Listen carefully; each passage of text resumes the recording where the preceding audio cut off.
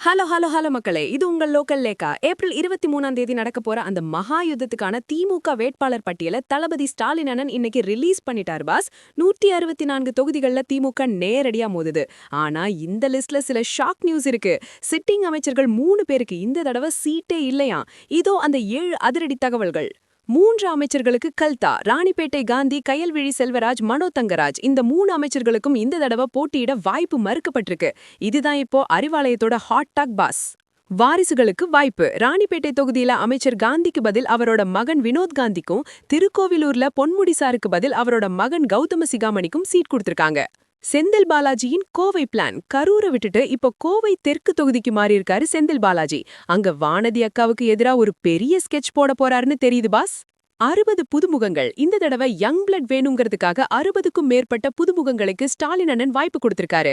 உதயசூரியன் சின்னத்துல மொத்தம் 175 பேர் களமிறம்புறாங்க. கொல்லத்தூர் டு சேப்பாக்கம். முதலமைச்சர் ஸ்டாலின் அண்ணன் வழக்கம் போல கொல்லத்தூர்லயும், உதயநிதி ஸ்டாலின் தம்பி சேப்பாக்கம் திருவல்லிக்கேணிலையும் போட்டியிடுறாங்க.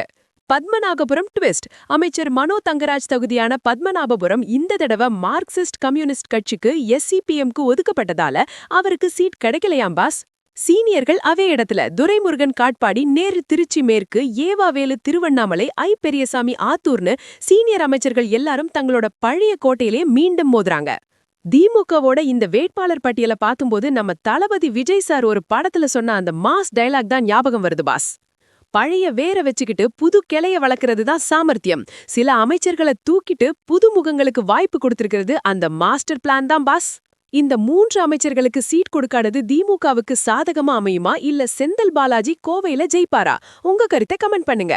தமிழக தேர்தலோட நிமிஷத்துக்கு நிமிஷம் அனல் பறக்கும் அப்டேட்டுகளுக்கு தொடர்ந்து இணைந்திருங்கள். ஸ்டே டியூன்ட் வித் பிராண்டி செய்திகள். Stay tuned. உண்மையை லவுடா சொல்வோம், குவிக்கா சொல்வோம். This is local Lekha signing off. Keep வாட்சிங். பை. ஒரு விசில் போடுங்க பாஸ்.